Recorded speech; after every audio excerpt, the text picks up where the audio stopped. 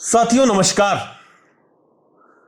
दुनिया इस वक्त एक ऐसे युद्ध से जूझ रही है जिसके बारे में उसे अंदाजा नहीं था कि इस युद्ध में उसे जाना होगा। दूसरी चीज कि भारत जैसा देश जो कभी किसी का पक्षधर नहीं रहा, गुटनिरपेक्ष आंदोलन के अगुवाई हम लोगों ने की, हम इस युद्ध में एक पक्ष लेकर के उसकी तरफ खड़े हो गए, अमेरिका की तरफ खड़े हो गए, इजराइल की तरफ खड़े हो गए। आपको पता होगा कि जब अमेरिका ने और इजराइल ने ईरान पर स्ट्राइक शुरू की, उसके मात्र एक दिन पहले 24 घंटे पहले प्रधानमंत्री इजराइल के दौरे से लौटे थे। और आज प्रधानमंत्री का बयान भी आया है जो उन्होंने विदेश दौरे के दौरान कहा कि होर्मुज में जो भी जहाज पास हो रहे हैं उन पर किसी प्रकार का हमला करना, उनको किसी प्रकार से परेशान करना, ये ठीक नहीं है। इस स्थिति के बाद दुनिया के तमाम देशों में आर्थिक स्थिति उनकी, चूंकि सब कुछ पेट्रोलियम प्रोडक्ट्स पर निर्भर है, बहुत तेजी से खराब हुए। तमाम देशों में पेट्रोलियम प्रोडक्ट्स के दाम बढ़े, लेकिन आपको बता दें कि चीन जो लगभग 80% तेल आयात करता है, उसके यहाँ कोई भी फर्क नहीं पड़ा, लेकिन यूरोपियन देशों में बहुत फर्क पड़ा। और अब भारत में युद्ध के लगभग 70-72 दिनों बाद जब चुनाव खत्म हुए पश्चिम बंगाल के, प्रधानमंत्री ने एक भाषण में कह दिया, एक नहीं कई बार कहा कि आप सोना ना खरीदें, खाने का तेल कम इस्तेमाल करें, पेट्रोल डीजल कम इस्तेमाल करें, और फिर पेट्रोल डीजल के दाम भी बढ़ गए।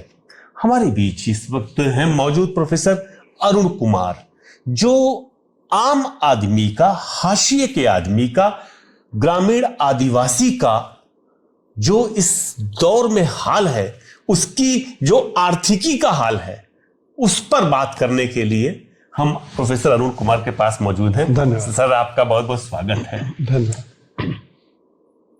70 दिन बाद अचानक दाम बढ़ गया चुनाव खत्म होने के बाद।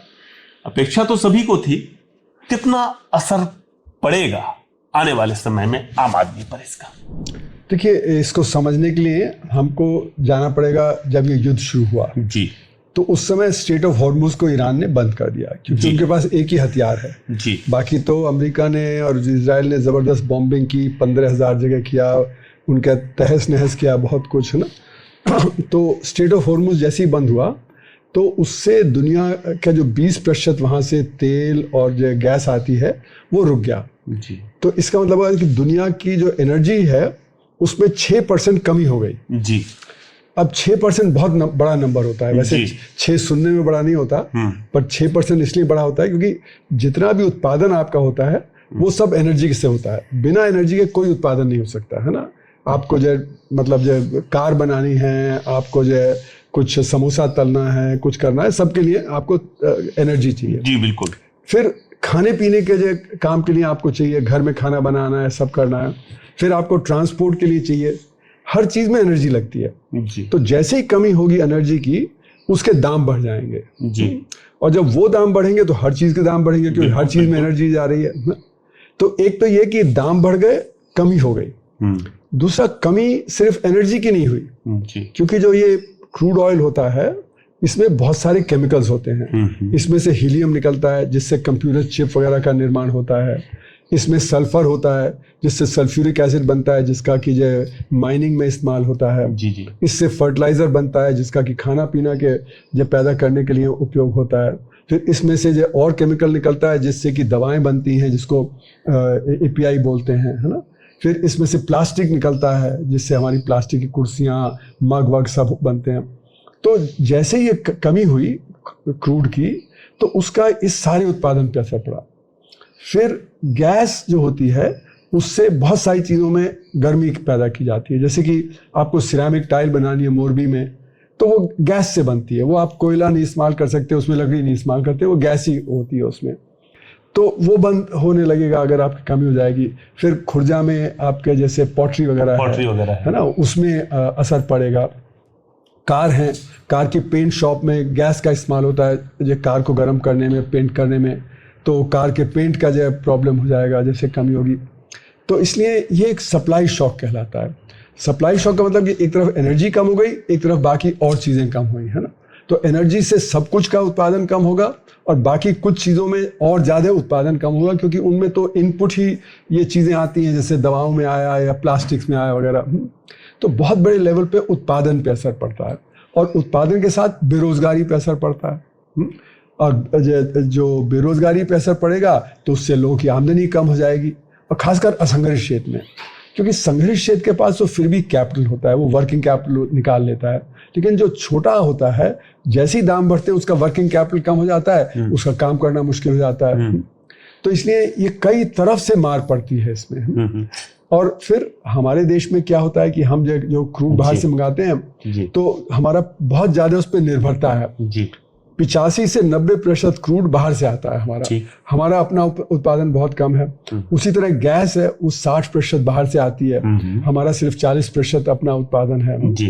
तो ये जो कमी है ये हमारे देश को ज़्यादा तंग कर रही है, क्योंकि बाकी जो देश हैं उनमें इतनी ज़्यादा निर्भरता नहीं है। कुछ है जिनकी निर्भरता है ज़्यादा, लेकिन हमारी बहुत बड़ी निर्भरता है। हम दूसरे बड़े इंपोर्टर हैं चीन के बाद ये क्रूड और गैस के।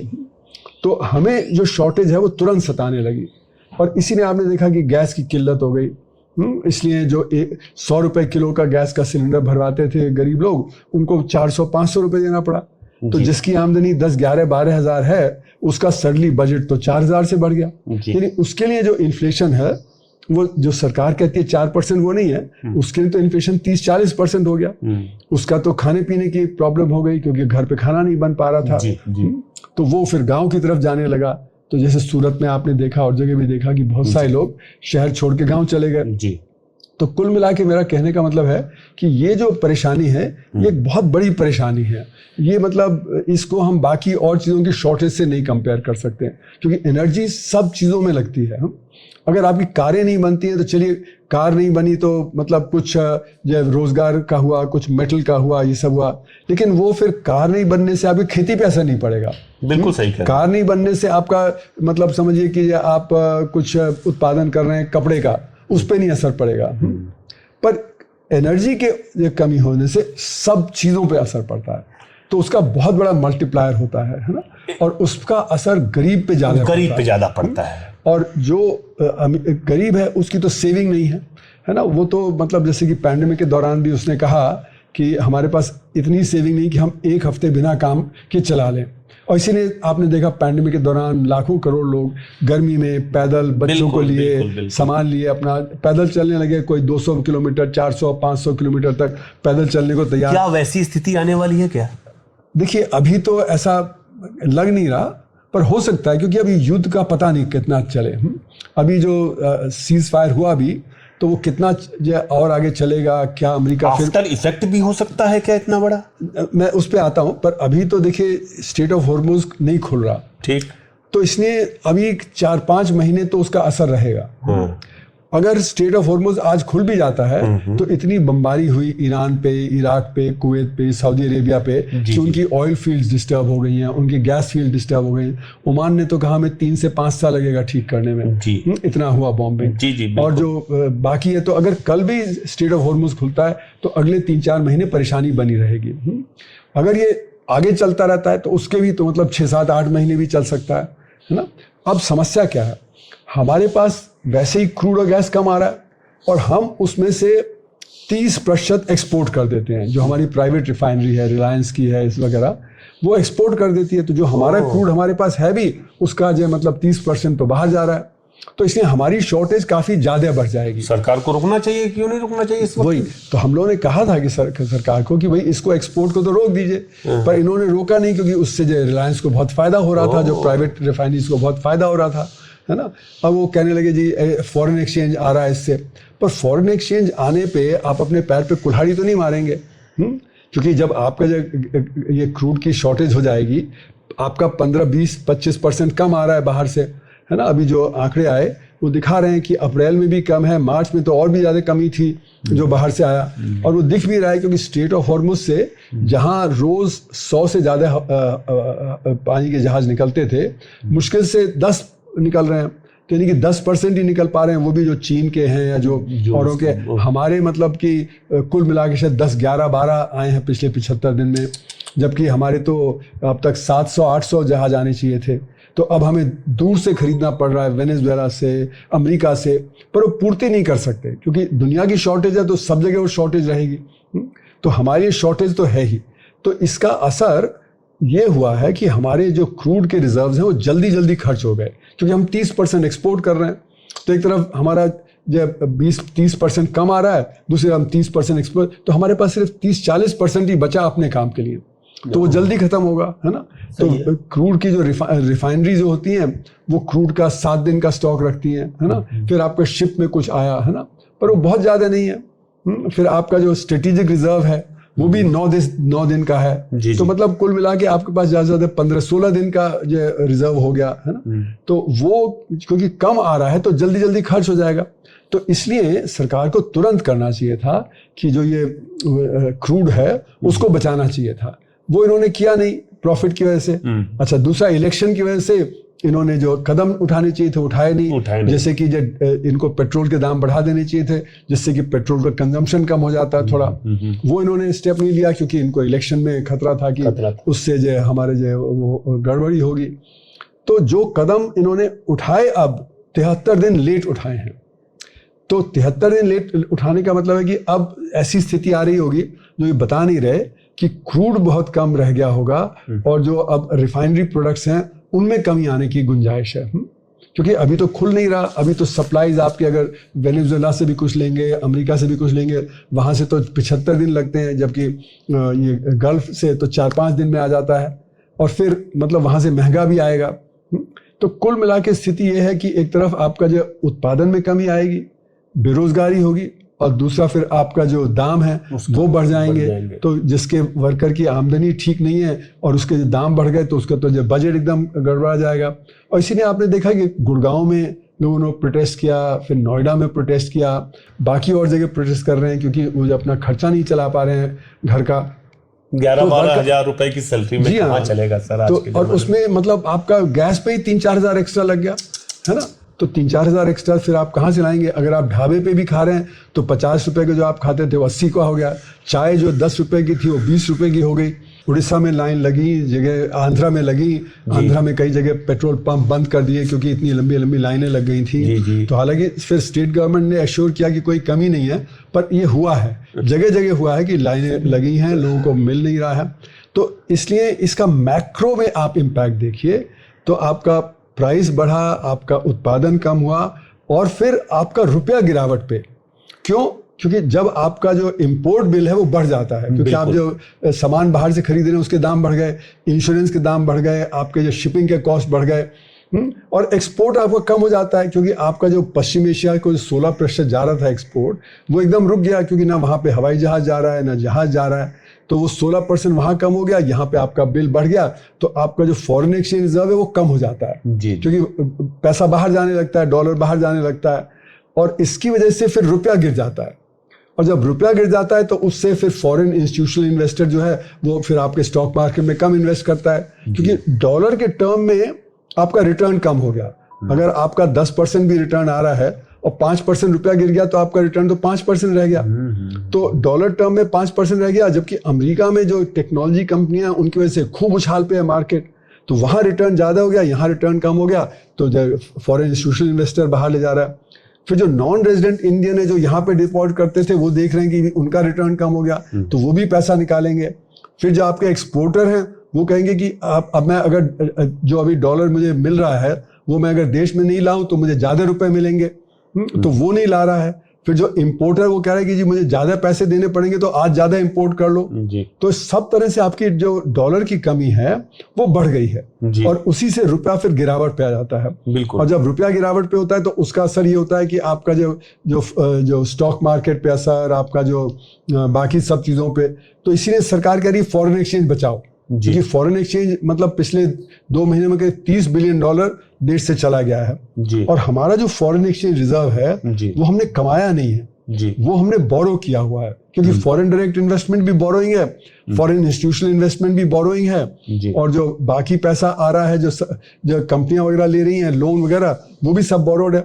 तो हमारे रिजर्व चाहे अभी $700 बिलियन से थोड़ा कम है, पर हमारी जो बोरोइंग है वो तो $750 बिलियन से ऊपर है। तो यानी कि हमारा जो जैसे चीन का है, उन्होंने तो कमाया हुआ है, जो उनका $3.5 ट्रिलियन का रिजर्व है, क्योंकि उनका इतना सरप्लस है ट्रेड में, तो वो ट्रेड से कमा लेते हैं। हमारा तो ट्रेड में डेफिसिट है जी, तो इसलिए हम वो जो हमारे पास जो रिजर्व है वो बोरोड रिजर्व है, ना कि वो हमने कमाया हुआ जो रिजर्व है। तो इसलिए वो जब फॉरेन इंस्टीट्यूशनल इन्वेस्टर इनको लगेगा कि भाई यहाँ पे स्थिति खराब हो रही है, तो और तेजी से पैसा निकालेंगे। तो अभी आरबीआई क्या कर रहा है कि आरबीआई रुपए को धीरे धीरे गिरने दे रहा है, वो इंटरवीन कर रहा है जिससे कि एकदम से रुपया ना गिर जाए, क्योंकि अगर एकदम से गिरेगा तो ज्यादा स्पेकुलेशन होगा और फिर ज्यादा गिरावट आएगी। तो आरबीआई के इंटरवेंशन वो रोक नहीं सकता, पर वो मतलब वो धीरे धीरे उसको अलाउ करेगा गिरने का। पर उसका असर ये होगा कि हमारी अनिश्चितता बढ़ जाएगी इकोनॉमी में, रुपए की वैल्यू गिरेगी, और जब रुपए की वैल्यू गिरेगी तो जितनी भी इंपोर्टेड चीज है उनके दाम बढ़ जाएंगे, तो फिर उससे इन्फ्लेशन और तेज जाएगा। तो अगर आप देखें तो मल्टीपल सोर्सेज से आपका जो इन्फ्लेशन बढ़ गया, आपका उत्पादन में कमी आ गई, आपकी बेरोजगारी हुई, आपके स्टॉक मार्केट में है, आपका इन्वेस्टमेंट कम होगा, तो फिर उसका असर, तो मल्टीपल सोर्सेज से आपके क्राइसिस है इस समय। 96 रुपीस के आसपास हाँ। चला गया पर डॉलर। आपको क्या लगता है कि जो सोना कम खरीदें, ये जो नीति है, ये क्या डॉलर के दाम को नियंत्रित करने के लिए है कि नियंत्रित हो, या फिर सरकार की कोई अर्थनीति ऐसी भी है कि जिससे इस पर अंकुश लगाया जा सकेगा? ऐसा है कि देखिए, जो सोना होता है ना, वो एक अनप्रोडक्टिव एसेट होता है। हाँ हाँ बिल्कुल। उसमें आपको कुछ उत्पादन नहीं होता जी। वो तो सिर्फ ये है कि जब आपकी परेशानी होती है तो लोग सोना होल्ड करते हैं ना, और सोना भी कौन होल्ड कर पाता है? ये जो सोना होता है, ये टॉप 5% जो अर्थव्यवस्था में है वही ज्यादा उनके पास है। अब जैसे 90% है वो तो असंगठित क्षेत्र में काम कर रहे हैं, 10, 11, 12 हजार कमाते हैं, उनकी तो कोई बचत नहीं है, वो कहाँ से कुछ सोना खरीदेंगे? तो सोना तो जो हमारे देश में 700-800 टन हर साल आता है, वो तो ये टॉप के 5% है, इनके हाथ में ही होता है ज्यादातर। बाकी मामूली कोई थोड़ा बहुत और 4-5% पर जो असंगठित क्षेत्र वाला है, वो तो बेचारा सोना ना कुछ खरीद नहीं सकता है ना। तो ये जो सोना है ये अनप्रोडक्टिव है, और क्योंकि ये सारा बाहर से आता है, तो इस पे फॉरेन एक्सचेंज 70-72 बिलियन डॉलर खर्च हो जाता है। तो वो अगर आपका फॉरेन एक्सचेंज की कमी हो रही है, तो सोने को रोकना एक आपका जो है वाजिब बनता है कि सोने को अगर जो आप किसी तरह से कम कर दें, तो आपके पास फॉरेन एक्सचेंज रहेगा कि आप जो है ज्यादा एनर्जी खरीद पाएंगे। अगर आपके पास आप सोना खरीदते रहेंगे तो एनर्जी खरीदने के लिए आपके पास कम वो बचेगा। तो इसलिए ये तो ठीक ही है कि भाई सोने का जो आप जो बचत करें उस पर, कि जो अगर कंजम्पशन कम हो, पर होगा नहीं। वजह उसकी क्या है कि जो ये 5% जो है, जो ऊपर का जो ज्यादा सोना खरीदता है, वो उसको इन्वेस्टमेंट मानता है। वो उससे ज्वेलरी नहीं, उससे सोने के बार खरीदेगा, सोने के बिस्किट खरीदेगा, है ना, जो उसके लिए एक इन्वेस्टमेंट है। और जब रुपया गिरावट पे है, हाँ, तो फिर तो उसके लिए वाजिब बनता है कि वो जो सोना रखे, क्योंकि सोने का फिर उसकी वैल्यू बढ़ती जाएगी। जबकि अगर वो रुपए में रखेगा या देश में रखेगा तो उसकी वैल्यू कम होती रहेगी। तो इसलिए ये जो 5% ऊपर के हैं, ये तो इसको इन्वेस्टमेंट मानते हैं, और इन्वेस्टमेंट वो कम नहीं करेंगे।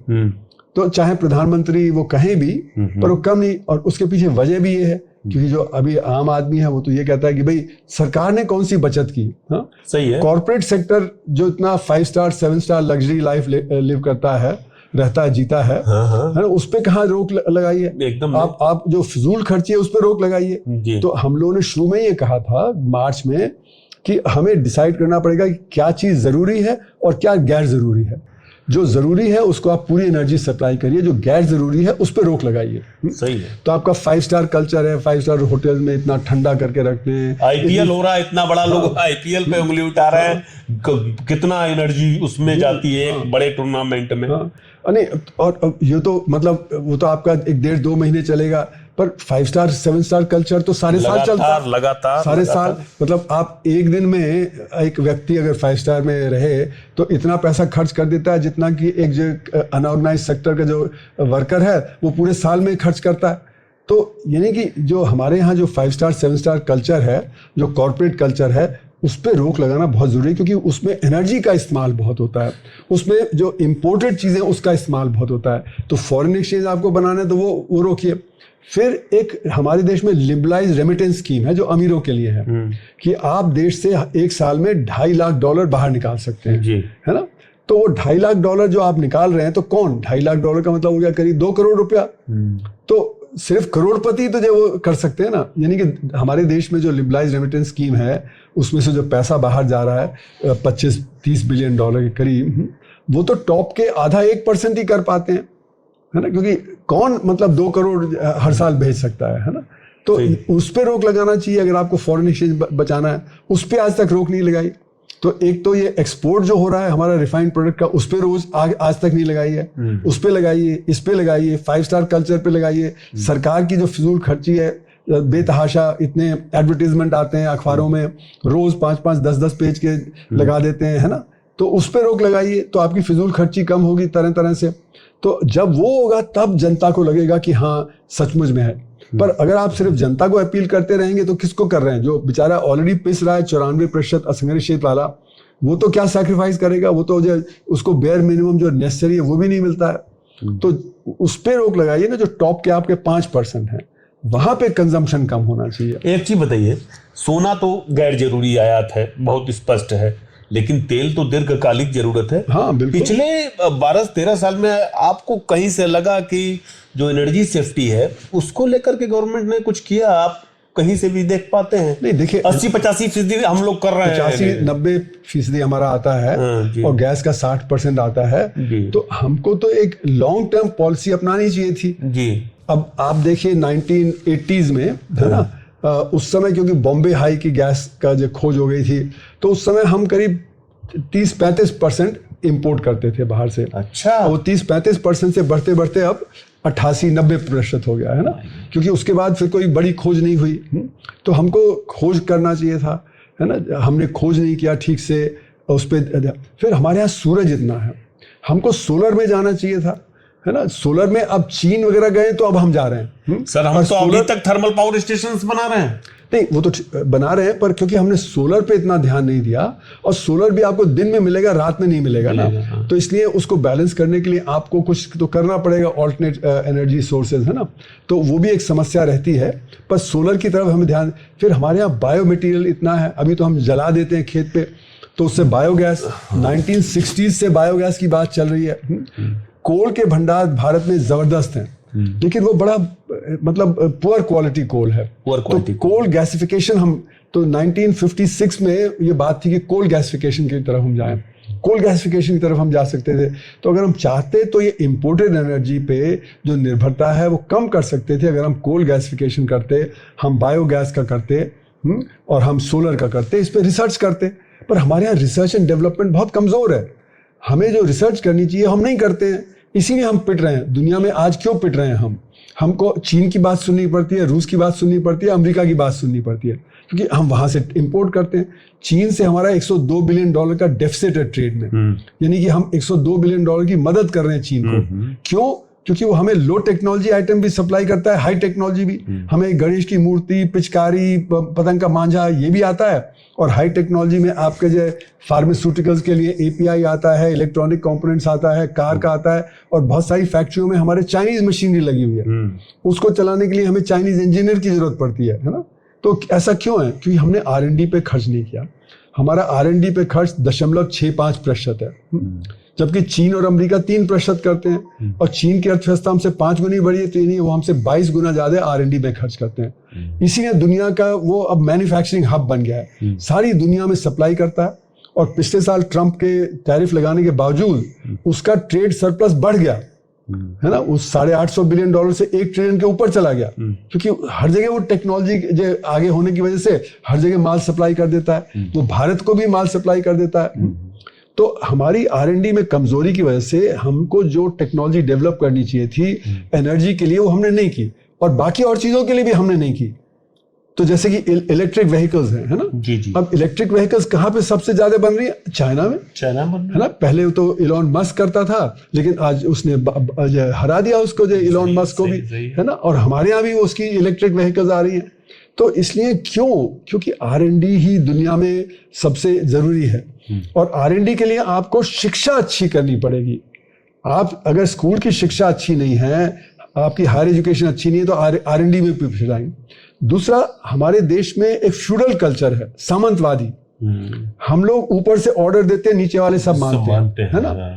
जबकि रिसर्च के लिए जरूरी है कि आप खुली छूट दें, है ना। आप क्रिटिसिज्म, अब यूनिवर्सिटीज को बोलते हैं कि आप क्रिटिसाइज करते हैं तो आप एंटी नेशनल है ना। हर बात जबकि रिसर्च में जब तक मैं ये नहीं कहूंगा कि ये काम इसलिए नहीं कर रहा, तब तक मैं नई खोज नहीं करूंगा। अगर मैं यही कहता रहूंगा जो पहले था वही ठीक है, तो फिर मैं नई खोज नहीं करूंगा। तो हमारे यहाँ R&D का कल्चर भी नहीं है। हमारे जो इंस्टीट्यूशंस हैं, यूनिवर्सिटीज़ हैं, वो R&D का कल्चर उनमें नहीं है, क्योंकि हमारे यहाँ बड़ा फ्यूडल स्ट्रक्चर बना रखा है, और जहाँ पे क्रिटिसिज्म होता भी है उसको हम दबा देते हैं। तो बिना क्रिटिसिज्म किए, बिना ये कहे कि जी ये चीज़ गलत है, तभी तो हम आगे बढ़ेंगे। तो अगर हम इस तरह से बात करेंगे, अरे सर, स्थिति तो ये है कि जो लोग अगर सोना कम खरीद रहे हैं या फिर पेट्रोल का कम यूज करें, तो उसको राष्ट्रवाद से जोड़ करके कि जो नहीं कर रहा है किसी की मजबूरी है, तो उसका मतलब है कि वो राष्ट्र के खिलाफ है। ये तो बड़ी विचित्र सी स्थिति है। एक चीज बताइए, तेल कम खरीदो, सोना कम खरीदो, इसका सबसे ज्यादा असर जो पड़ रहा है वो छोटे व्यापारों पे पड़ रहा है, MSME पे पड़ रहा है, असंगठित क्षेत्र पे पड़ रहा है। आपको ऐसा लग रहा है कहीं से कि नहीं कि जो देश का असंगठित क्षेत्र है पूरा का पूरा बहुत तेजी के साथ सिकुड़ता जा रहा है? ये डरावना है, मगर हमको दिखता है। क्या आपको भी ऐसा लग रहा है? देखिए, ये तो प्रक्रिया शुरू हो गई थी नोटबंदी के समय से, क्योंकि नोटबंदी का भी असर सबसे ज्यादा असंगठित क्षेत्र पे पड़ा। उसके अगले साल GST पे पड़ा, है ना। GST में भी असंगठित क्षेत्र को बाहर रखा, तो उसको इनपुट क्रेडिट नहीं मिलता, इसलिए उसके दाम ज्यादा हैं, है ना, तो उसका जो मार्केट कम हो गया। उसके अगले साल NBFC का क्राइसिस आया, जिससे कि स्मॉल इंडस्ट्री पे असर पड़ा। उसके बाद पैंडेमिक आया, उसका भी असर जो सब ज्यादा असंगठित क्षेत्र पे पड़ा, क्योंकि संगठित तो फिर भी उसके पास कैपिटल वो चला लेता है, असंगठित के बाद कैपिटल बहुत कम है। फिर उसके अगले साल आप देखें तो जो फिर यूक्रेन का युद्ध हो गया। यूक्रेन के युद्ध होने से भी जो काफी अस्त व्यस्त हो गए थे अर्थव्यवस्था में, फर्टिलाइजर के दाम बढ़ गए, इसके दाम बढ़ गए, उसके दाम बढ़ गए, और फिर अब ये तो यानी कि 6 धक्के लगे हैं असंगठित क्षेत्र को। तो इसलिए मैं तो मानता हूं कि अगर आप देखें तो असंगठित क्षेत्र घट रहा है और संगठित क्षेत्र को फायदा पहुंच रहा है। अच्छा। संगठित क्षेत्र आगे बढ़ रहा है। तो जैसे कि आपका जो ट्रेड सेक्टर है ना, व्यापार, तो व्यापार में जो ई-कॉमर्स है वो 30% बढ़ रहा है। तो किसके उस पर बढ़ रहा है? क्योंकि छोटे जो आपके नेबरहुड स्टोर हैं वो खत्म हो रहे हैं, वहां पे जो डिमांड नहीं जा रही, वो डिमांड उधर चली गई है। तो अब जैसे कि हमारे घर में ही हम पैंडेमिक के पहले एक चीज नहीं ई-कॉमर्स से खरीदते थे, आज 90% ई-कॉमर्स से 90%। तो हमारा जो मिडिल क्लास है, जो अपर क्लास है, जो हमारी यूथ है ना, वो उससे खरीद रहे हैं, वो बगल के स्टोर से नहीं जा रहे। तो जो बगल का स्टोर है उसका काम कम हो गया, और जो ये ई-कॉमर्स है ये बहुत ही ऑटोमेटेड है, मैकेनाइज्ड है। तो यहाँ पे इतना रोजगार नहीं है जितना कि नेबरहुड स्टोर में था। तो एक तरफ असंगठित क्षेत्र जो हमारा ट्रेड का है वो गिर रहा है, और वहाँ पे जो रोजगार था वो गिर रहा है। फिर उसी तरह आप देखिए टेक्सटाइल सेक्टर में, लेदर गुड सेक्टर में, जो लेदर गुड सेक्टर है उसमें जो छोटा छोटा बनाने वाला था उसका व्यापार कम हो रहा है, जो बड़ी इकाइयाँ उनका बढ़ रहा है। उसी तरह आप प्रेशर कुकर इंडस्ट्री के जो चेयरमैन जगन्नाथन साहब, उन्होंने 2018 में कहा कि हम 5 बड़े यूनिट हैं, 25 छोटे यूनिट हैं, हम 5 यूनिट 24% बढ़ रहे हैं, क्योंकि ये छोटे यूनिट गिरावट पे हैं। तो जगह जगह से खबर आ रही है, luggage industry, leather goods, textile, trade sector, सबसे कि संगठित क्षेत्र बढ़ रहा है और असंगठित क्षेत्र गिर रहा है। तो ये जो स्थिति है, इसमें जो हमारे जो स्मॉल और माइक्रो यूनिट्स हैं वो पिट रहे हैं, मीडियम यूनिट्स नहीं। MSME का मतलब होता है माइक्रो, स्मॉल और मीडियम।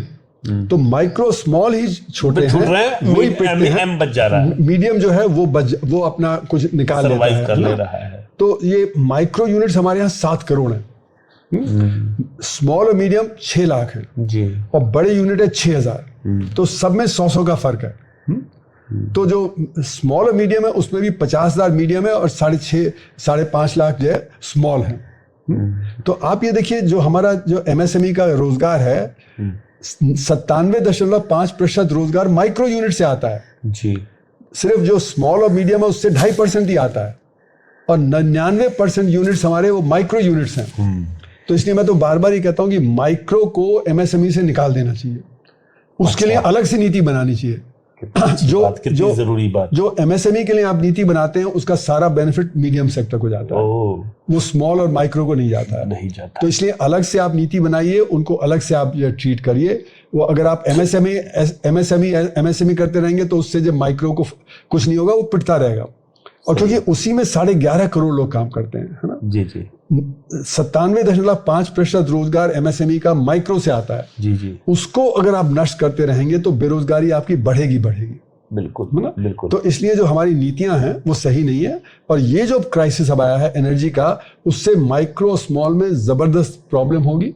तो इस सब दाम जब बढ़ेंगे तो उनके पास वर्किंग कैपिटल नहीं होगा, वर्किंग कैपिटल नहीं होगा तो जो फिर बंद हो जाएंगे। तो वो भी फिर एक तरह से रोजगार ढूंढते हुए, या वो करेंगे कि कोई जो सिर पे बोझा उठा लेगा, कोई रिक्शा चला लेगा, कोई ठेला चला लेगा, कोई सड़क पे बैठ के जो सब्जी बेच लेगा, कुछ मतलब जो चाय बना के बेच देगा, है ना, यही सब वो सेल्फ एम्प्लॉयमेंट जो होता है उसी पे वो होगा। पर उसमें आमदनी बहुत कम होगी, और हमारे यहाँ करप्शन होने से जो भी छोटा छोटा रोजगार करता है, पुलिस वाले जो पैसे खींच लेते हैं, म्यूनिसिपल वाले जो उनसे पैसे खींच लेते हैं, सही है ना, तो उनकी आमदनी तो बहुत कम रहती है, तो कभी पनप ही नहीं पाते। बिल्कुल, क्योंकि जब उनके जो कोई प्रॉफिट ही नहीं बचेगा तो फिर अब मतलब एक बार आए वो जो ठेला उठा ले गए तो उसका तो वर्किंग कैपिटल सारा गया। अब वो फिर कहीं से जब पैसा लेगा फिर वो कैसे दोबारा रिवाइव करेगा, है ना? तो इसलिए ये बिल्कुल प्रिकेरियस, जिसको हम कहते हैं अंग्रेजी में, प्रिकेरियस उनकी एग्जिस्टेंस रहती है इन छोटे छोटे जो काम वाले होते हैं। और ये जो क्राइसिस है, इस क्राइसिस में क्योंकि एनर्जी की कमी है जिसकी पूर्ति किसी और तरह से नहीं हो सकती जी, है ना। आप ये नहीं कह सकते कि अब मोरबी में जहां गैस होती थी तो अब कोयला आप जला लीजिए, नहीं कर सकते, है ना, नहीं कर सकते। तो उसी तरह जैसे कि कोई मतलब छोटा जो है जो लेथ चलाता है ना, उसके पास अगर बिजली की कमी हो जाए तो लेथ नहीं चलेगी, है ना, तो उसका काम नहीं होगा। कोई लोहे का काम करता है, उसको गैस नहीं मिली तो वो जो वेल्डिंग वगैरह नहीं कर पाएगा, है ना, तो काम एकदम ठप हो जाएगा, वर्किंग कैपिटल एकदम खत्म हो जाएगा। तो इसलिए ये एनर्जी की जो शॉर्टेज है ये ऐसी है जिसका कोई काट नहीं है, ये होगी, इससे उत्पादन पे असर पड़ेगा ही, उत्पादन गिरेगा ही। तो इसलिए मैं कहता हूँ कि जो गरीब आदमी है उसके लिए ऑलरेडी 30-40% इन्फ्लेशन है और उसका काम कम हो रहा है, तो वो स्टैगफ्लेशन में आ गया है। स्टैगफ्लेशन का मतलब है कि आपका उत्पादन नहीं बढ़ रहा और आपका जो दाम बढ़ रहा है जी। तो स्टैगफ्लेशन से डील करना बहुत मुश्किल होता है ना। और अगर ये स्थिति चलती रही तो रिसेशन में कन्वर्ट हो जाएगा। रिसेशन का मतलब है कि आपके जो उत्पादन गिरने लगेगा जी जी। अगर ये लंबा चला तो जितना लंबा चलेगा उतनी आपकी शॉर्टेज बढ़ जाएगी, क्योंकि अभी तक जो आपने 75 दिन तो जो आपने बचत की नहीं क्रूड की, आप एक्सपोर्ट भी करते रहे, आपने उत्पादन भी पूरा किया, तो जितने भी आपके स्टॉक्स है वो खत्म होते चले जाएंगे। तो जब वो खत्म होते चले जाएंगे और दुनिया में कमी है तो आपको मिलेगा नहीं। तो इसलिए ये जो सरकार अनाउंस कर रही है वो 73 दिन लेट उन्होंने करके अनाउंस किया, जिसका असर हमारी अर्थव्यवस्था पे आने वाले दिनों में पड़ेगा। सर एक चीज का जवाब दें, कंजम्पशन में जो चूंकि लोग खर्च करेंगे कम करेंगे, कंजम्पशन कम होगा, कंजम्पशन में कमी का जीडीपी पर क्या असर पड़ेगा, और वो भी तब जब निर्यात भी कमजोर है, हमारा एक्सपोर्ट भी कमजोर हो गया, कंजम्पशन भी कमजोर है, इसका जीडीपी पर क्या असर पड़ेगा? तो देखिए जीडीपी पे तो असर पड़ेगा ही, जब आपके पास एनर्जी नहीं होगी, एनर्जी की कमी होगी। ऐसा नहीं कि एनर्जी नहीं होगी, पर एनर्जी की जब कमी होगी तो उत्पादन तो घटेगा ही, कंजम्पशन तो घटेगा ही। सवाल ये है कि कहाँ पे घटे और किससे कम असर पड़े अर्थव्यवस्था पे। जी जी जी जी, गिरना तो है ही, पर कम कहाँ हो। तो इसलिए मैंने कहा कि जो जरूरी और गैर जरूरी उसके बीच में आपको डिस्टिंक्शन करना पड़ेगा। जो गैर जरूरी है उसको आप गिरने दीजिए, जो जरूरी है वो न गिरे, तब आपकी अर्थव्यवस्था ज्यादा बेहतर रहेगी। गिरावट तो होगी अर्थव्यवस्था में, क्योंकि आप एनर्जी जो कमी है वो किसी तरह पूरी नहीं कर सकते, इतनी जल्दी नहीं कर सकते। वो मतलब आप हो सकता है कि 2-3 साल में आप सोलर का और करें, आप कुछ और या बायोगैस का करें, कोल गैसिफिकेशन करें, पर वो आज तो नहीं हो सकता। तो अभी तो गिरावट होगी, है ना। तो सिर्फ ये है कि कहाँ पे आपको बचाना है, कहाँ पे आपको कहना है ठीक है हो जाए। तो जैसे कि अगर आपका लग्जरी कंजम्पशन है, 5 स्टार होटल है ना, वो अगर कम हो जाता है उससे गिरावट होगी, है ना। सोने का आपका जो अगर आप जो व्यापार को जो ठंडा कर देते हैं तो उसमें जो रोजगार है वो जाएगा ही, है ना, लेकिन उससे बाकी उत्पादन पे असर नहीं पड़ेगा। बिल्कुल सही। जो आपका ज़रूरी उत्पादन है, खाने पीने का उत्पादन है, कपड़े का उत्पादन है, आपके घर का है, उसमें कमी नहीं आनी चाहिए। बाकी जो लग्जरी आइटम है, सरकार की फिजूल खर्ची है, वो कम कर दीजिए, कुछ असर नहीं पड़ेगा, है ना। अगर आपके जो मतलब असर इन द सेंस कि उसका असर रोजगार वगैरह तो पड़ेगा, पर लेकिन जो एसेंशियल है, जो आम आदमी के रोजमर्रा की उस पर असर नहीं आना चाहिए। अच्छा, है ना, तो इसलिए गिरावट होगी। जब तक एनर्जी पूरी नहीं होगी तो गिरावट होगी आपके जीडीपी वगैरह में, इसमें कोई दो राय नहीं है ना। आप उसको बचा नहीं सकते, क्योंकि बिना एनर्जी के उत्पादन कहाँ से करेंगे? सही है ना। तो अगर आपके पास पहले 100 आती थी एनर्जी और अब आपके पास आ रही है 85, तो 15 तो गिरेगा ही गिरेगा। अच्छा, एक चीज बताइए सर, पीएम ने सोना खरीदने से मना कर दिया, पहले गोल्ड बॉन्ड खरीद रहे थे, बंद है अब। बेस्ट विदेशी मुद्रा क्या है, गोल्ड है कि डॉलर है? नहीं, देखिए ऐसा है कि गोल्ड जो है वो तो इंडिविजुअल के पास ज़्यादा है ना। वो हमारे सेंट्रल बैंक, रिजर्व बैंक के पास तो है, सिर्फ मेरे ख्याल में थोड़ा ही है, जितना मतलब लोगों के पास है उसका मेरे ख्याल में 10% भी उसके पास नहीं होगा, है ना। उसके पास होगा तो मेरे ख्याल में 600-700 टन के आसपास कहीं सोना होगा, ठीक है ना। जबकि जो आम आदमी है उसके पास तो 30,000 40,000 टन ऐसे होगा जो सोना बहुत समय से एक्यूमुलेटेड है मंदिरों में, लोगों के पास वगैरह, है ना। तो हम जो गोल्ड है ना उसका इस्तेमाल नहीं कर सकते, जबकि डॉलर से हम चीज़ें खरीद सकते हैं। गोल्ड को हमें बेचना पड़ेगा, तब वो जो हम उससे जो पेमेंट करेंगे, है ना। तो इसलिए मेरा मानना है कि जो अभी स्थिति है उसमें डॉलर भी सेफ नहीं है, इसीलिए रिजर्व बैंक ऑफ इंडिया ज़्यादा गोल्ड खरीद रहा है पिछले 2 साल से। क्योंकि जब से रूस पे प्रतिबंध लगाया तो सारे सेंट्रल बैंकों को लगा कि एक दिन हमारे ऊपर भी लगा सकता है, हमारे भी एसेट्स फ्रीज कर सकता है। बिल्कुल बिल्कुल। तो इसलिए सारे सेंट्रल बैंक दुनिया के वो डॉलर कम होल्ड कर रहे हैं और गोल्ड की तरफ जा रहे हैं। तो इसीलिए गोल्ड के दाम पिछले 2 साल में बहुत बढ़ गए। बिल्कुल बिल्कुल। वो जो सेंट्रल बैंक खरीद रहे हैं, चीन ने तो बहुत ज़्यादा, क्योंकि चीन के बहुत ज़्यादा सरप्लस था तो उनका बहुत ज़्यादा डॉलर में था, उनको पता था एक दिन अमेरिका उन पर प्रतिबंध लगा सकता है, तो इसलिए वो जो चीन ने गोल्ड में जाना शुरू कर दिया, है ना। और चीन ने अपना ट्रेड भी डाइवर्सिफाई कर दिया। पहले अमेरिका के साथ ज़्यादा ट्रेड था, अब लैटिन अमेरिका, अफ्रीका, यूरोप के साथ ज़्यादा उसने ट्रेड कर दिया। तो चीन तो बड़ा स्ट्रेटेजिक थिंकर है, वो तो मतलब 10 साल पहले से सोच लेता है कि ऐसी स्थिति आ सकती है और अगर ऐसी स्थिति आई तो हम क्या करेंगे। तो इसलिए मेरा मानना है कि जो भी है हमें देखना चाहिए क्या हमारे लिए ज़्यादा यूजफुल है। गोल्ड तो एकदम डेड एसेट है, उसकी तरफ तो हमें ज़्यादा करना नहीं चाहिए, है ना। लेकिन ये कि रिजर्व हमारे गोल्ड में रहें तो बेहतर है बनिस्पत इसके डॉलर वगैरह में। एक छोटा सा सवाल था, अभी आपने बात की, बहुत जरूरी बात की, सरकारी खर्च में कमी का रोजगार पे असर पड़ेगा, लेकिन क्या खाद्य सुरक्षा, स्वास्थ्य, शिक्षा जैसे चीजें भी हैं, उन पर भी असर पड़ेगा क्या सरकारी खर्च में? इसीलिए देखिए, इन पे आपको खर्च करते रहना है जो लेबर इंटेंसिव एरियाज हैं। जी। मैं कई बार लिख चुका हूँ कि अभी हमारा जो बजट है उसमें हम कैपिटल इंटेंसिव सेक्टर्स पे ज़्यादा खर्च कर रहे हैं और लेबर इंटेंसिव सेक्टर्स में कटौती कर देते हैं। हाँ, बिल्कुल कर रहे हैं। रूरल एम्प्लॉयमेंट गारंटी में कट कर देते हैं, शिक्षा में कट, मनरेगा बंद हाल ऐसा कर दिया, आप सोचिए। नहीं, वही रूरल एम्प्लॉयमेंट गारंटी में कट कर देते हैं, फिर आपका शिक्षा में कट कर देते हैं, स्वास्थ्य में कट कर देते हैं, एग्रीकल्चर डेवलपमेंट में कट कर दिया, रूरल डेवलपमेंट में कट कर दिया। पर यहीं तो रोजगार पैदा होगा और आप कहाँ बढ़ा रहे हैं? आप ये बड़े बड़े हाईवेज पे, बड़े बड़े जो आपके रेलवे फ्रेट कॉरिडोर है, आपका आईटी सेक्टर है, आपका पावर सेक्टर, ये तो बहुत ही मैकेनाइज्ड है, इनमें तो रोज़गार ज़्यादा पैदा नहीं होता। पहले तो सड़क बनती थी तो सैकड़ों लोग काम करते दिखते थे, अब सड़क जहाँ बनती है, पुल जहाँ बनते हैं तो 10 लोग काम करते दिखते हैं, बड़े बड़े बुलडोजर्स, ट्रैक्टर्स, बड़े बड़े क्रेन्स के साथ, है ना, जेसीबीज के साथ। तो यहाँ पे इनमें भी नहीं रोज़गार पैदा होता। रेलवे लाइन लगती थी तो सैकड़ों लोग काम करते थे, अब वहाँ पे भी मैकेनाइजेशन हो गया है, आपकी मशीनों के ज़रिए आप बना देते हैं सारी जो रेलवे लाइन। तो ये जो कैपिटल इंटेंसिव सेक्टर है, इन पे सरकार का खर्च बहुत हो रहा है और ये कह रहे हैं हम इंफ्रास्ट्रक्चर बना रहे हैं, है ना। पर जो जहाँ पे रोज़गार पैदा होगा वहीं पे कटौती कर, हमें उल्टा करना चाहिए, हमें जहाँ रोज़गार पैदा करते हैं उनको बढ़ाना चाहिए। बिल्कुल बिल्कुल बिल्कुल। और ये जो क्षेत्र हैं, है ना, इनको हमें कम कर देना चाहिए। इससे जरूर ये है कि हमारा इंफ्रास्ट्रक्चर वो इतना डेवलप नहीं होगा जितना होना चाहिए।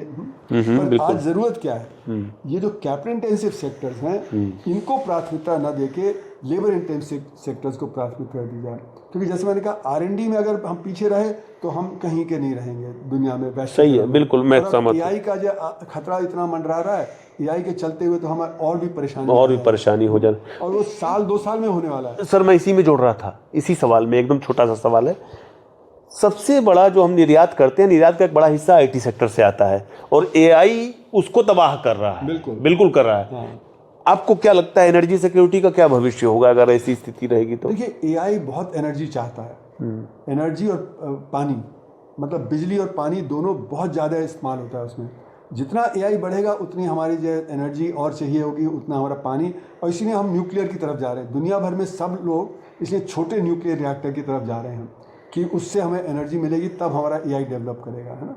तो अभी मतलब ऑलरेडी 5-6% जो दुनिया की एनर्जी है वो एआई में जा रही है, और जैसे जैसे ये बढ़ेगा और एनर्जी की जरूरत पड़ेगी। समझिए दर्शकों, कितनी बड़ी बात कर रहे हैं सर। ये बात आप लोग समझ रहे हैं, एआई से एनर्जी का सीधा नाता है, पानी का भी नाता है। पानी का भी, क्योंकि उसमें कूलिंग भी चाहिए और उसमें जो आप काम करने के लिए एनर्जी भी चाहिए, दोनों चाहिए।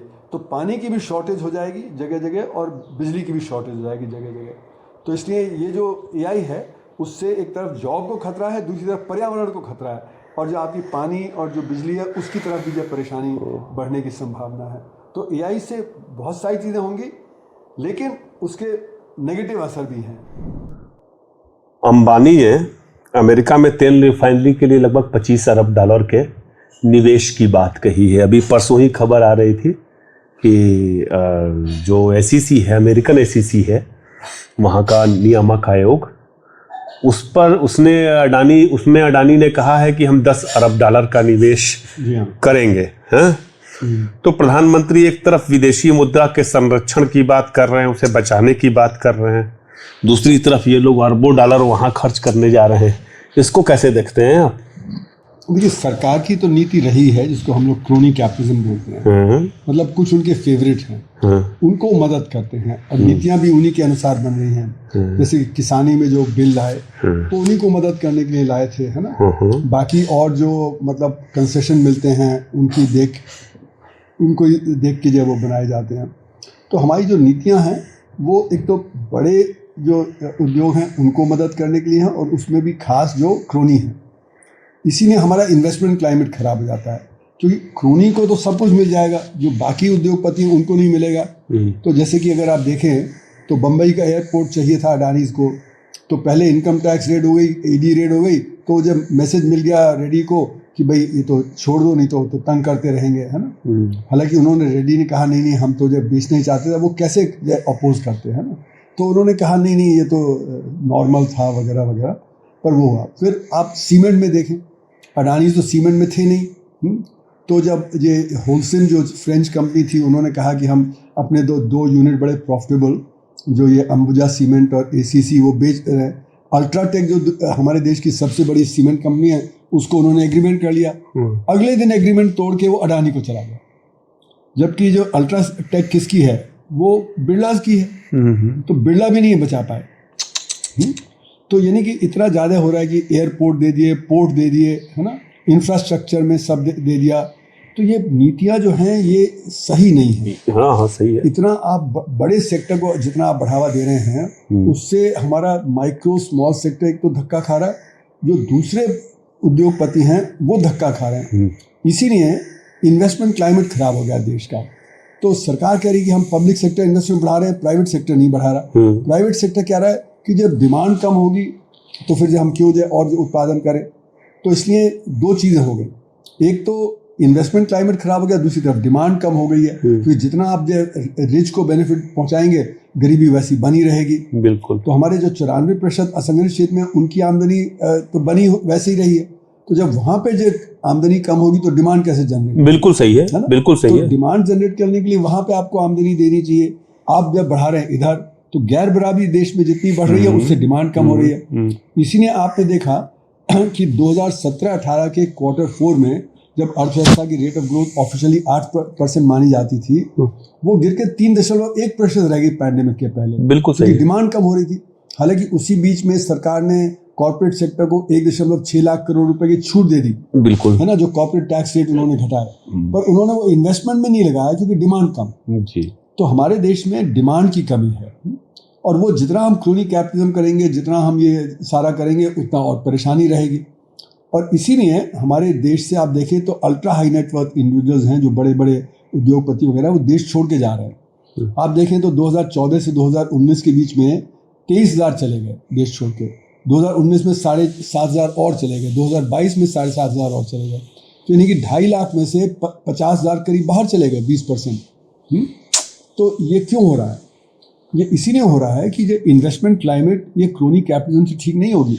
ये लोग तो अच्छा करेंगे बट बाकी अर्थव्यवस्था में परेशानी रहेगी। और फिर ये लोग अब बाहर जाना इन्वेस्ट करना चाह रहे हैं, जैसे कि अमेरिका में इन्वेस्ट करना चाह रहे हैं, बाहर कर रहे हैं। तो बाहर का मतलब है कि जितना फॉरेन डायरेक्ट इन्वेस्टमेंट आ रहा है उससे ज़्यादा फॉरेन डायरेक्ट इन्वेस्टमेंट बाहर जा रहा है। तो यहाँ पे इन्वेस्टमेंट करने की जगह वो लोग बाहर जा रहे हैं क्योंकि उनको बाहर सेफ्टी लग रही है ना। तो कोई दुबई जा रहा है, कोई जो सिंगापुर जा रहा है, कोई लंदन जा रहा है। और वैसे भी ये जो अमीर लोग होते हैं इनका बहुत पैसा फ्लाइट ऑफ कैपिटल के जरिए बाहर निकाला हुआ है इन्होंने। तो जितने भी लोग भाग के यहाँ से गए हैं है ना, वो तो एक लग्जरी लाइफ वहाँ लीड करते हैं क्योंकि इतना पैसा उनका बाहर रखा है। वो तो यहाँ पे जो कब्जा हो सकता है पर वहाँ पे पैसे पे कब्जा नहीं हो सकता। तो इसलिए वो उन्होंने पैसा भी वहाँ रखा है। तो कुछ तो पैसा वहाँ का लगाएंगे, कुछ यहाँ से ले जाएंगे। पर अब जब हमारे पास फॉरेन एक्सचेंज की कमी है तो सरकार को कहना चाहिए कि आप बाहर क्यों इन्वेस्ट कर रहे हो, आप देश में इन्वेस्ट करो। तो ये भी क्यों नहीं हम जो कह पाते हैं। हम लोगों को यहाँ पे कह रहे हैं कि आप सैक्रिफाइस करो और ये लोग पैसा बाहर निकाल रहे हैं। तो काले धन की अर्थव्यवस्था बहुत तेज है। तो जो अमीर आदमी होता है तो काले धन की अर्थव्यवस्था से बहुत पैसा निकाल लेता है, जिसका कि hundreds of billions of dollars देश का बाहर पड़ा हुआ है, जो ये पैसा निकाला है पिछले 60-70 साल में अमीर लोगों ने। तो मतलब अगर हमें करना है तो हम काले धन की अर्थव्यवस्था पे अंकुश लगाएं, जो बाहर पैसा ले जा रहे हैं वो लगाएं, तो हमें ये सब करने की ज़रूरत नहीं पड़ेगी। सही है, बिल्कुल ठीक है। एक चीज़ बताएं सर, पिछले 10 सालों में, एक दशक के दौरान जो प्रोटीन कंजम्पशन, कैलोरी कंजम्पशन है देश में, वो लगभग स्थिर चल रहा है। अब प्रधानमंत्री कह रहे हैं कि खाने के तेल में कमी लाओ। तो ये प्रोटीन कंजम्पशन, कैलोरी कंजम्पशन कैसे पूरा करेगा आम आदमी? बाजार के वो भरोसे कर सकता है क्या? नहीं, देखिए ये जो कहा जा रहा है ना, वो तो सिर्फ जो ऊपर का 5% वर्ग है वही कर सकता है। जो बेचारे जो 95% लोग जो गरीब हैं, गरीबी की रेखा के आसपास है ना, वो तो ऑलरेडी जितना कम कर सकते थे उतना कम कर रहे हैं। बिल्कुल। वो तो और कट नहीं कर सकते ना। तो हमारे यहाँ जो 5% हैं जो कि वेल ऑफ हैं, जिनका मतलब कि आमदनी ज़्यादा है, जिनकी काली कमाई ज़्यादा है ना, वहीं पे सैक्रिफाइस पॉसिबल है। उन्हीं को अपील करना पड़ेगा। पर वो लोग नहीं करेंगे जब तक कि करप्शन कम नहीं होगा। और सरकार इस समय बहुत सारा करप्शन चल रहा है चारों तरफ। जिस भी बिजनेसमैन से बात करिए वो कह रहा है करप्शन बहुत ज़्यादा है, हर जगह पैसे खिलाने पड़ते हैं। तो आस्था तो तभी डेवलप होगी लोगों में जो इन 5% में, जबकि उनका जब बिजनेस ठीक से चलेगा, उनको ये सब पेमेंट नहीं करना पड़ेगा पॉलिटिशियन वगैरह को, है ना। अगर करते रहेंगे तो वो कहेंगे भाई जब वो लोग क्यों नहीं अपना कम करते, वो नहीं कम करेंगे तो हम भी नहीं करेंगे। तो जिस देश में आप जो गैर बराबरी इतनी है, जिस देश में आप जो ऊपर के तबके को मदद कर रहे हैं, तो वहाँ पे फिर ये ऑस्टेरिटी वाली बात नहीं चल पाएगी। ऑस्टेरिटी वाली बात तो जब चलेगी जब लोगों की आस्था होगी नीतियों में। अब आस्था ही नहीं, अगर इतना करप्शन होगा, इतना फ्लाइट ऑफ कैपिटल होगा, लोगों का पैसा इतना बाहर पड़ा है, तो कहाँ से आस्था आएगी? सही बात है, बिल्कुल ठीक बात है। एक सवाल सर उठता है कि अभी आप बात कर रहे थे कि जा रहे हैं व्यापारी जो हैं वो बाहर जा रहे हैं, बड़ी संख्या में गए हैं, ये देश जानता है। लेकिन मजदूर भी जब ईंधन की कमी हुई तो आप तो देख रहे होंगे ट्रेनों से अपने घर की ओर लौट रहे हैं। लेकिन अब मनरेगा नहीं है। ये कितनी उदास करने वाली बात है, कितनी चिंता करने वाली बात है। देखिए इसीलिए जब पैंडेमिक हुआ था तो कम से कम जो लोग वापस गए तो उनको रूरल एम्प्लॉयमेंट गारंटी स्कीम में काम मिल गया है ना। जी। तो हमारा जो 70,000 करोड़ का बजट में प्रावधान था वो 1.1 लाख करोड़ हो गया। मैं तो मानता हूँ कि 1.1 लाख करोड़ भी कम था।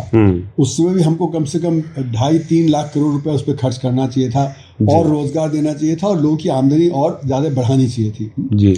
अब क्या हुआ है कि रूरल एम्प्लॉयमेंट गारंटी स्कीम खत्म कर दिया। अब तो जो इसकी जगह VBG रामजी बिल है ना, वो ऑपरेट करेगा जुलाई से। जी। और उसमें भी 40% स्टेट गवर्नमेंट को कंट्रीब्यूट करना है। उनकी हालत वैसी खराब है तो वो नहीं कंट्रीब्यूट कर पाएंगे। तो अगर वो नहीं कंट्रीब्यूट करेंगे तो सेंट्रल गवर्नमेंट भी नहीं कंट्रीब्यूट करेगी। तो इसलिए वहाँ पे रोजगार बनना बड़ा मुश्किल लग रहा है इस समय। तो उनकी परेशानी और बढ़ जाएगी। और इसके लिए आपको एक बड़ी चीज़ समझनी पड़ेगी। प्रेशर कहाँ से आ रहा है इस सबका? प्रेशर आ रहा है अमेरिका से। बिल्कुल, अमेरिका से प्रेशर आ रहा है कि उन्होंने हमारे ऊपर टैरिफ लगा दिया और कह रहे हैं हम लगाएंगे। तो हमारे जो बिजनेसमैन है वो कह रहे हैं कि बात मान लो। तो बात मान लो तो मतलब कि उनका प्रॉफिट कम हो जाएगा। प्रॉफिट फिर वो बढ़ाने के लिए क्या करेंगे? वर्कर्स की वेजेस को स्क्वीज करेंगे। सही है। तो इसी ने 2 चीजें हुई। अगर आपने देखा कि नवंबर में जो लेबर कोड है ना, वो इम्प्लीमेंट हो गए। जो 2019-20 में पास हुए थे वो एकदम से 2025 नवंबर में पास हुए, 5 साल बाद। क्यों? क्योंकि ट्रेड यूनियन एक्टिविटी को कम करना ही लेबर कोड का मेन मकसद है। चाहे वो गिग वर्कर के लिए कुछ करे, बाकी किसके लिए, पर लेकिन जो ट्रेड यूनियन एक्टिविटी है उसी को कमज़ोर करने का ये लेबर कोड है। और क्योंकि इंडिविजुअल वर्कर की तो कोई हैसियत ही नहीं होती है वहाँ पे वेज बार्गेनिंग में तो ट्रेड यूनियन ही काम आती है, उनके राइट्स के लिए ट्रेड यूनियन काम आती हैं। उनको कमज़ोर कर दिया तो लेबर कमज़ोर और हो जाएगा। तो हमारा जो संगठित लेबर है उसको कमज़ोर करने के लिए ये है। फिर कृषि में वेजेस कम हो जाएं, जिससे कि अगर अमेरिका को हमें मार्केट अपना कृषि का खोलना पड़े तो फिर वहाँ पे जो तनख्वाहें गिरानी पड़ेंगी। तो ये जो वीबीजी रामजी बिल है वो वहाँ पे रूरल एरिया में तनख्वाह गिराने का एक वो है जरिया। तो ये दोनों चीज़ें हैं जो लेबर के खिलाफ हुई हैं। वो हमारे बिजनेसमैन, जो बड़े बिजनेसमैन हैं, सरकार है, जो बड़े बिजनेसमैन हैं, उनकी वजह से ये लाए गए हैं। बिल्कुल। लेबर कोड भी और वीबीजी रामजी बिल, ये दोनों लेबर को और कमज़ोर करने के लिए। वैसे ही हमारा लेबर बहुत कमज़ोर है। असंगठित जो क्षेत्र का लेबर होता है उसकी तो कोई बार्गेनिंग पावर होती नहीं है। और क्योंकि वो इतना बड़ा है तो हमारा लेबर जो संगठित क्षेत्र का वो भी कमज़ोर पड़ जाता है। क्योंकि अगर संगठित क्षेत्र में जो काम कर रहा है उसका काम जाता है तो उसको भी फिर असंगठित क्षेत्र में काम करना पड़ता है। यहाँ पे उसको 5 गुना ज़्यादा तनख्वाह मिलती है वहाँ से। तो इसलिए हमारा लेबर कमज़ोर पड़ जाता है क्योंकि इतना बड़ा ये असंगठित क्षेत्र है। इसी को जो मार्क्स ने कहा था कि रिजर्व आर्मी ऑफ लेबर है। मतलब ये एक तरह से रिजर्व आर्मी बैठी हुई है कि अगर लेबर ज़्यादा मिलिटेंट होगा तो इनको निकाल के यहाँ से और ले आएंगे। तो ये जो स्थिति है हमारे यहाँ देश में, है ना, वो है कि जो ऊपर से जो इंटरनेशनल फाइनेंस कैपिटल है उसका दबाव है, अमेरिका का दबाव है, उसके चलते हुए हमारे बिजनेसमैन सरकार पे दबाव डालते हैं और लेबर को कमज़ोर कर देते हैं। आखिरी सवाल, देश में फाइनेंशियल इमरजेंसी की क्या संभावना है आप देख रहे हैं? देखिए, अगर ये स्थिति बिगड़ती रही, हमारा उत्पादन कम होने लगेगा, एक मतलब रिसेशन आ जाएगा। अगर 2-4 महीने ऐसे ये बात चलती रही तो रिसेशन में फिर सरकार के रिसोर्सेज भी कम होंगे और दूसरी तरफ गरीब आदमी को सपोर्ट करने के लिए उसको मदद भी करनी पड़ेगी। तो हमारा जो बजट का डेफिसिट वगैरह वो बढ़ ही जाएगा। और अगर हमारा इन्वेस्टमेंट भी कम हो जाता है तो फिर जो प्राइवेट सेक्टर में भी जो कमज़ोरी आएगी। तो कुल मिला के स्थिति गंभीर है। इसको मैं सिर्फ फाइनेंशियल इमरजेंसी नहीं कहूँगा, मैं कहूँगा इकोनॉमिक इमरजेंसी की तरफ हम चल रहे हैं। तभी इकोनॉमिक इमरजेंसी का मतलब है कि सभी तबकों को असर पड़ेगा। सिर्फ जो फाइनेंस का सेक्टर है, जो जिस हमारे 2-3-4% लोगों के हाथ में है, जिस स्टॉक मार्केट वगैरह, सिर्फ उनका ही नहीं, सभी का असर होगा। तो दर्शकों, आपको याद होगा कि एक वक्त कहा जाता था कि दाल रोटी खाओ प्रभु के गुण गाओ। दाल रोटी भी आम आदमी के लिए मुश्किल होती जा रही है। तेल के दाम बढ़ रहे हैं, हो सकता है आगे और भी बढ़े। सोना खरीदने पर मनाही है, कहा है खुद हमारे देश के प्राइम मिनिस्टर ने। और दूसरी तरफ आप देख ही रहे होंगे कि लगातार चीज़ों के दाम में, खाने पीने की चीज़ों के दाम में महंगाई बढ़ती जा रही है। हम सब के बीच थे प्रोफेसर अरुण कुमार जी, जिन्होंने बहुत ही माने शानदार जवाब सभी सवालों के हमारे दिए। हम फिर से इनके पास हाजिर होंगे और जानेंगे देश की आर्थिक चुनौतियों को। आपका बहुत बहुत धन्यवाद सर।